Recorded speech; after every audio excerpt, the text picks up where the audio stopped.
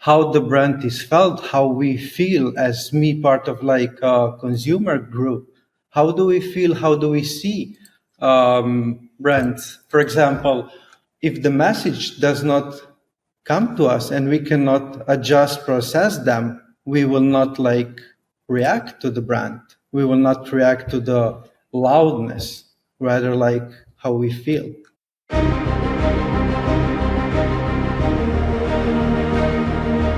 Welcome to Startuprad.io, your podcast and YouTube blog covering the German startup scene with news, interviews, and live events.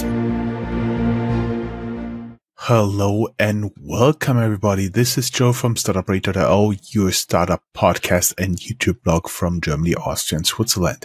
Today I have Jakob with me. What if your startup's most powerful growth engine isn't your tech, pitch deck, or GTM strategy, but how your brand makes people feel? On today's Startuprad.io, we sit together down with Jakob Trpin? Is that pronounced right? Yeah, A curious mind who enjoys exploring new brand shapes, the way we connect from advertising design to marketing, and what truly defines the essence of lasting, meaningful branding. Jakob is the founder of creative brand agency Yes and Two. His work has directly or indirectly influenced a range of international brands, including Audi, Belvus Chocolate, the European Commission, Fight World Chess, Husqvarna Motorcycles, ICOS, KTM, Loki, Marvel, Mattel, Noteback, Pernod Ricard, Red Bull, Rimac Cars, Salzburger Land, Sebastian Professional, United Colors of Benetton, and many more. Jakob isn't here to talk about logos, design, or slogans. He's here to offer a fresh perspective on how the often overlooked biology and psychology behind branding can quietly play a significant role in a startup success, why it matters, and how we're connecting to brands in today's world.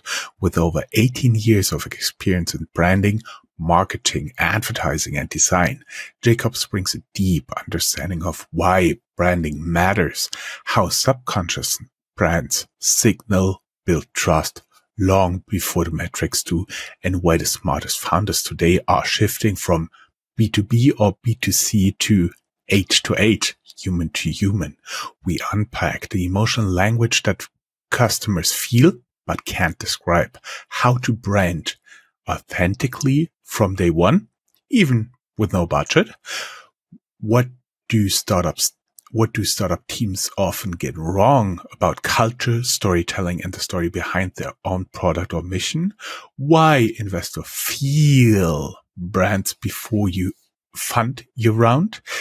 If you're a founder, CEO, investor, or simply somebody building something meaningful, this episode will help you understand why brands matter from day one before your pitch deck or presentation, and offer fresh perspective on how to build a more cohesive brand for stronger long-term success.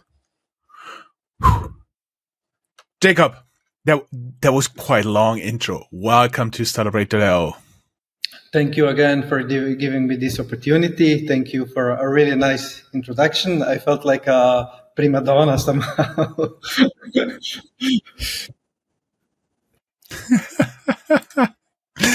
Jakob, you believe startups don't win by just being louder, but by being felt in every aspect. What led you to this perspective? Absolutely. That's a good question that I was trying to reach out, trying to understand through my journey of educational and experimental, how brands are extrovertly create introverted message that we try to position as a brand wants to hit the emotional tones.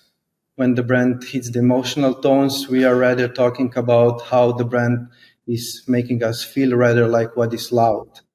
Because I do believe that loud does not coming from having just like colors, logotypes, and different messages painted on the wall or in the cities, but rather like how we feel about the brand. And by that, I think that I came to a conclusion that it's more important for us consumers than brands. And we feel the brands rather like that they're allowed. So basically, you go back to the theory that most of what we say is not in the words, but it's in the feeling of how we convey the message. You talk about invisible language, invisible branding here. Can you unpack what it means for early stage founders? When it comes to invisible languages, we usually perceive in branding in terms what we can track or what we cannot deal on a daily basis, meaning that brands are more powered by emotional stage, which our brain biological part is also working in this aspect. Then we have the most necessary component like for success, like to be trusted from like consumers, us like partners, communicational ways. And the third part of the invisible brand is definitely human to human interaction because it's coming more from biological aspect, how we are operating through the day, how we are communicating, how we are perceiving the messages, and how we actually understand the brands and what the brands are trying to understand. So I would say that emotional part, trust, and human to human interaction, these are the core of foundation of the invisible branding. So you talk about what you feel when you experience branding. I was wondering the first mistake. What's the branding trap every startup falls into early on? I would definitely say that the first trap that many of startups dive in is they're all the best in what they do. They're all the best how they are polarizing and creating the product, the service they would like to push on the market. And then at some point they neglect the brand aspect. They neglect the storytelling. They neglect how convey the message, the product, the service that they would like to position on the market, actually deliver to the consumer, to the end users.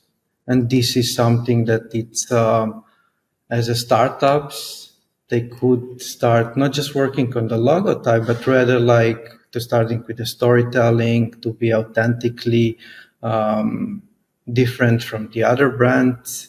And this would help them in order like to be a little bit different and not fall into this trap. You talked about in the past internal first.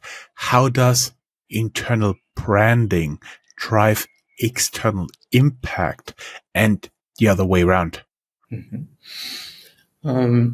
As we talk about internal branding, it's always what team do we have around us? What kind of people and who are helping us to develop the branding, to push the branding out?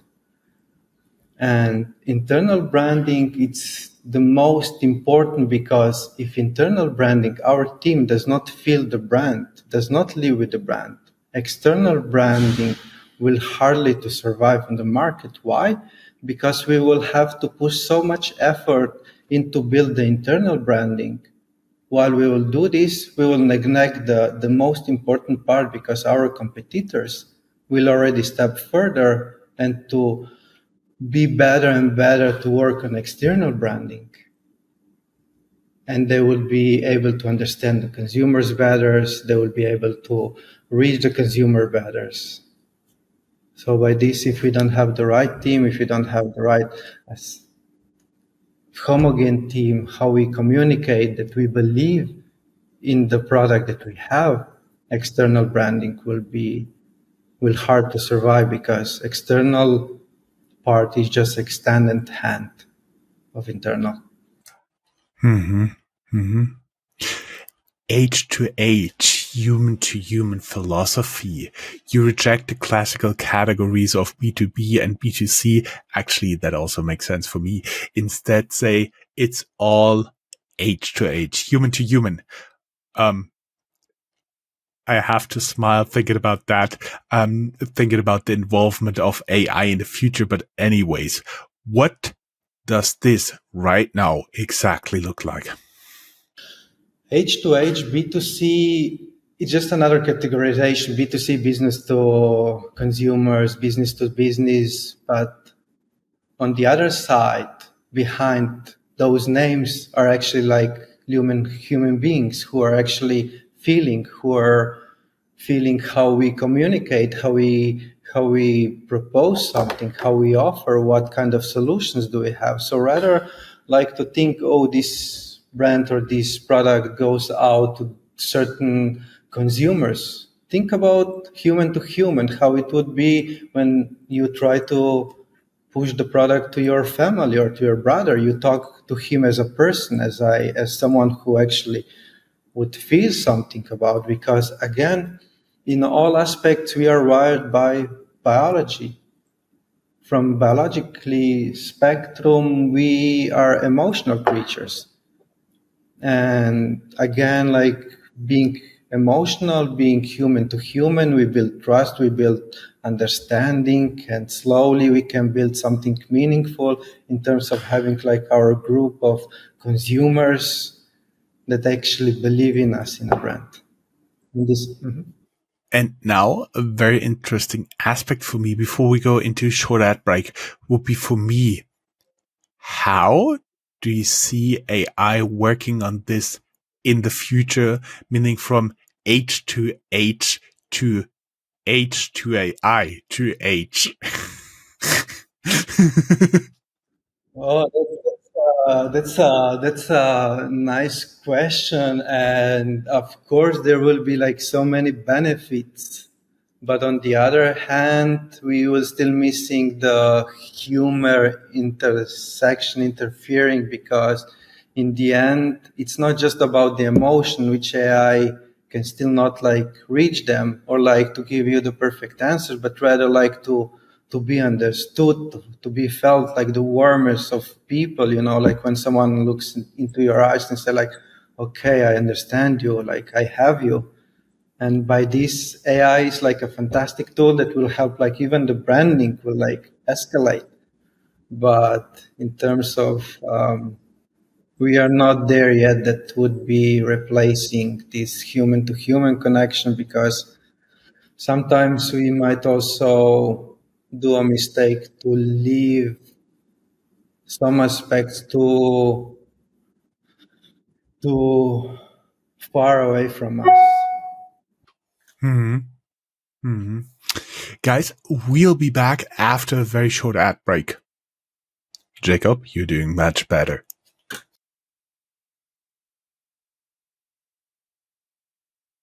Guys, welcome back. Thank you for sticking with us. This is Joe talking to Jacob about forgetting B2B branding, B2C branding. It's all human to human, even though we're not really sure yet how the AI will get involved into that.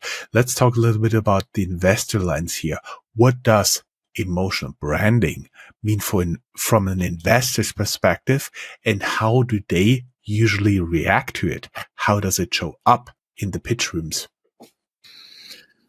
Also, in these matters, I do believe that investors, as they are just like humans on the other spectrum with whom we are communicate, they are looking for a brand, product, service which are trustworthy. Meaning that, like the first front battle that they come across to is the person that who is representing the brand, who is representing the company, and investors are also keen to understand them, where they are coming from, how they are wired, because in the end, like financially support is important and based on trust, and how the trust is connected to the CEO, to the inventor, to the startup, and what kind of product they want to position out.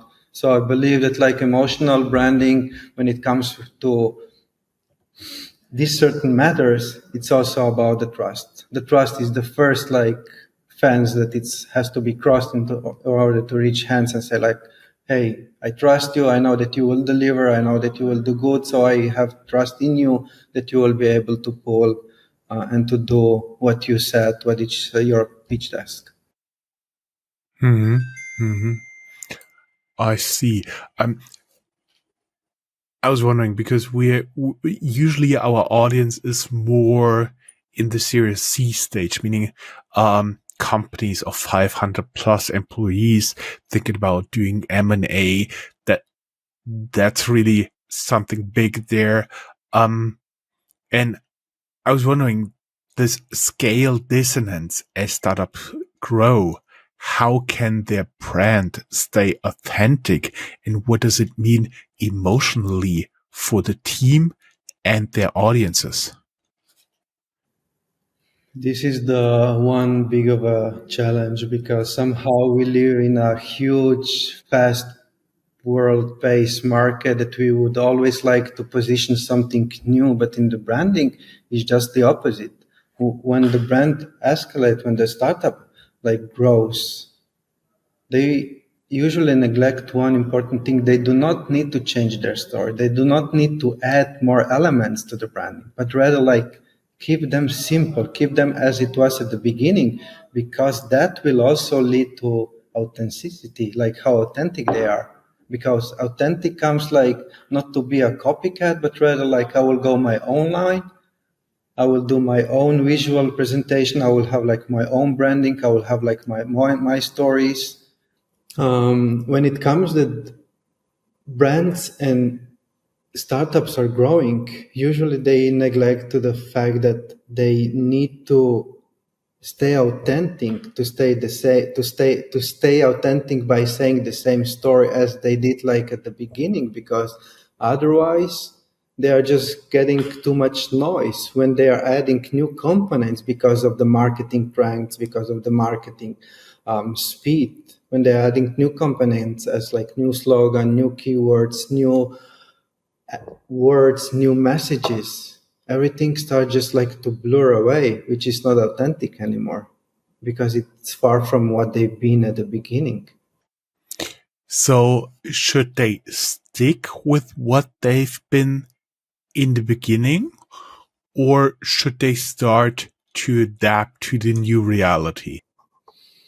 That, that's a good question. Most people will listen to this. I have to give them some commentary. He really had to think and look up in the air. It's like you have to be flexible enough to stay authentically the same as you were at the beginning. Because, for example, I will give you like really good example, like be authentic. Like when you swipe through the media, I see like I will give you like a really analogy which is off from the branding but has a good meaning.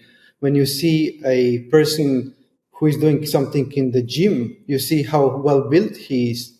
You will not, you say like I would like to be that person, but you are not becoming that person right away. So this means that like if you are adapting too much on the trends, on the current setting on the market, you will also lose your path from who you were and how you would like to communicate your brand. Because brand is not like you need to change, you need to always constantly adding something. The brand is also stay consistent, be present, be yourself, be authentic. And that's how you will build the trust. And trust is an emotional thing which comes from biological aspect. And we are basically all wired emotionally. I mean, we have like 5, 7 basic emotions, then we have like 25, 27 like the rough one, and 100 plus emotion components which are adding. So we are not like reasonable creature, we are like emotional. So the trust is like one thing that it's like again human to human communication. And again, like to go a little bit deeper to the question you asked, how to stay authentic, or should the brand change to the current trends or to the current settings? I would say yes, they need to be flexible enough, but not too much because they will lose their own personality. If I would wrap up No, we're not at the end. Would I have to wrap up everything you said in one sentence? Guys, you're doing marketing for people or not, and not Vulcans. To wrap up would be definitely the brand. What happens when a startup's external brand is stronger than its internal one, and how do consumers resonate with that? Consumers resonates with external branding by trust, by believing in branding. It's one amazing study among many of them, humanizing brands that the same brain area activates as we would talk to a close person. So meaning that external branding, consumers are also feeling betrayed at some point if external branding is not orchestrated good or internal branding is not like polished good. So meaning when consumers come across to several brands or like communication points, they might feel rejected, they might feel insulted, or they might felt also like betrayal because the brand did not fulfill one of their needs. This could be like when they reached to customer service and they had to wait for like half an hour, or like the customer service person was a little bit rude, because that's a human tool on the other end. And he had like a bad day and he replied really, I don't know, too emotional. And the consumer felt like betrayal because the brand did not fulfill one of the needs. And external branding is one of the crucial point when it comes to communication, because everything is based on trust. And when the trust is there, we are emotionally open to accept new things, to accept the brand, to be part of the brand. But when something does not go along, of course, we pull back a little bit. We are not interested anymore. Or in the worst case scenario, we go to other brands. But everything could be prevented if at the beginning startups would pour much more time into it to build this warmth through human communication, consumer. You have been talking about biological branding, activating certain areas of the brain, certain regions, how branding activates brain regions and what's happening from the biological aspects. What should founders learn from this? When we dissect like brains, we put them into 4 levels. One is like spinal cord, then is hindbrain, midbrain, and forebrain. And forebrain is like 80% of capacity that we have.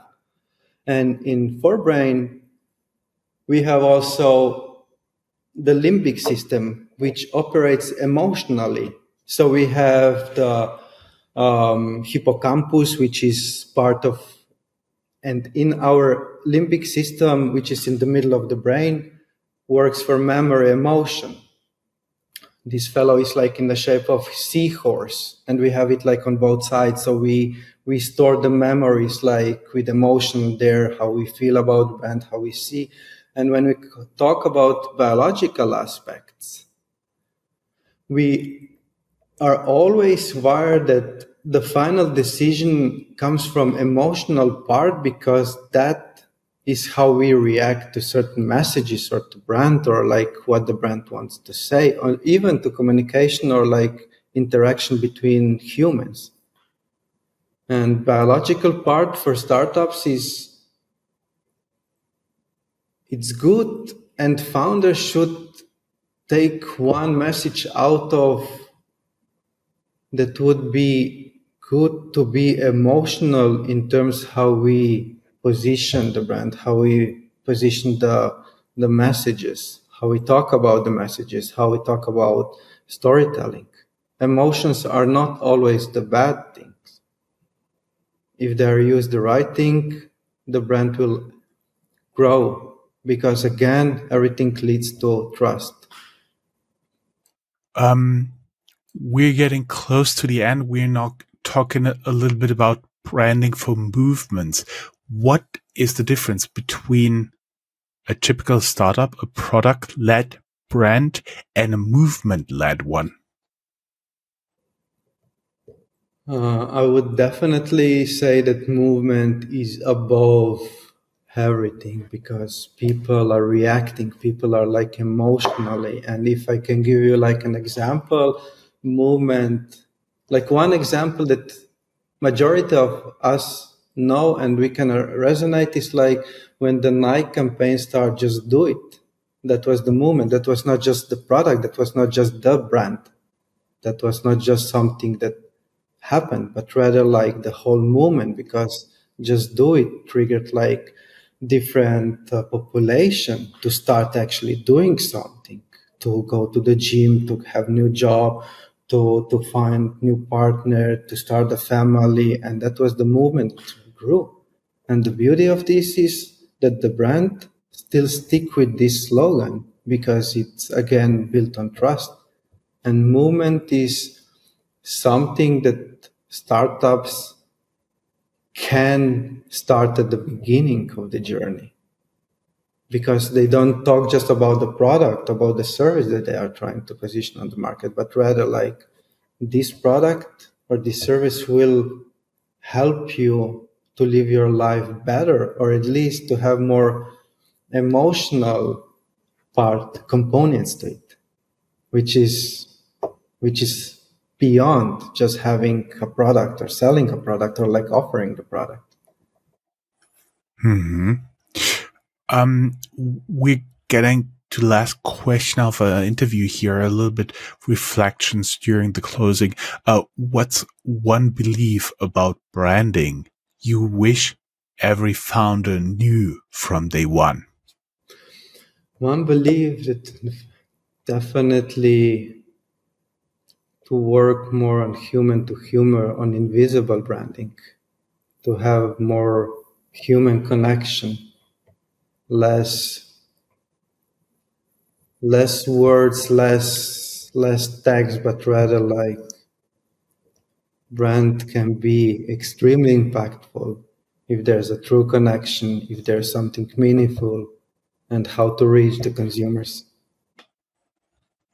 Actually, awesome closing words. And keep in mind, guys, you're not doing branding for robots or Vulcans. Just realized a lot of people who don't know Star Trek wouldn't know what a Vulcan is. Mr. Spock, emotionless, you're making marketing for people, humans, and you should touch them at an emotional place. Would that be about right, Jakob? I would agree 100%. We are talking about human beings, we are talking about people, and in this area, this is the fantastic opportunity because I know that startups, I know all the CEOs, investors have a fantastic products that are worth to see the daylight. And sometimes the pity is because they don't know how to reach the consumers with an awesome product, or they are using the wrong words, or they are using the wrong aspects. And this could be done internally in the team, be authentic and talk humans. That's how the belief starts. Talk to humans. I think a very good last sentence. Jakob, thank you very much. It was a pleasure having you as guest. Thank you very much. It was really nice to talk with you, and I wish you all the best. Thank you. Thank you. Same here. Bye-bye.